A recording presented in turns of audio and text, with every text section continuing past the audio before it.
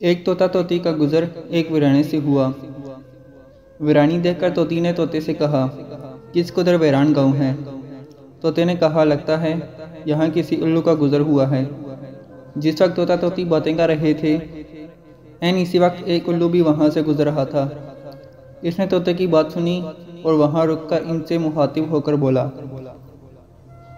तुम लोग इस गांव में मुसाफिर लगते हो, आज रात तुम मेरे मेहमान बन जाओ, मेरे साथ खाना खाओ। उल्लू की मोहब्बत भरी दावत से तोते का जोड़ा इनकार ना कर सका और उन्होंने उल्लू की दावत कबूल कर ली। खाना खाकर रात गुजारी। सुबह को जब उन्होंने रुखसत होने की इजाज़त चाही तो उल्लू ने तोती का हाथ पकड़ लिया और कहा, तुम कहाँ जा रही हो। तोती परेशान होकर बोली, ये कोई पूछने वाली बात है, मैं अपने हमन के साथ वापस जा रही हूँ। उल्लू ये सुनकर हंसा और कहा, ये तुम क्या कह रही हो, तुम तो मेरी बीवी हो। इस पे तोता तोती उल्लू पर चिपट पड़े और गर्मा गर्मी शुरू हो गई।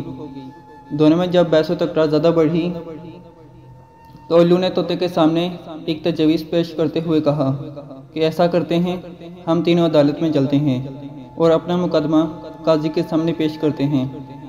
काजी जो फैसला करे वो हमें कबूल होगा। उल्लू की तजवीज़ पर तोता और तोती मान गए और तीनों काजी की अदालत में पेश हुए। काजी ने दलाइल की रोशनी में उल्लू के हक में फैसला देकर अदालत बर्खास्त कर दी।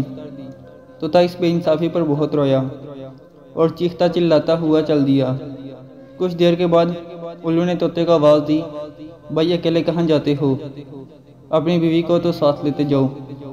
तोते ने हैरानगी से उल्लू की तरफ देखा और बोला, अब क्यों मेरे जख्मों पर नमक छिड़कते हो, या मेरी बीवी कहाँ है।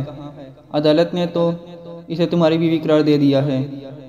उल्लू तोते की बात सुनकर नरमी से बोला, नहीं दोस्त, तोती मेरी नहीं बल्कि तुम्हारी ही बीवी है। मैं तुम्हें सिर्फ ये बताना चाहता था कि बस्तियाँ उल्लू के गुजरने से वीरान नहीं होती, बल्कि बस्तियाँ तब वीरान होती हैं जब इनसे इंसाफ उठ जाता है।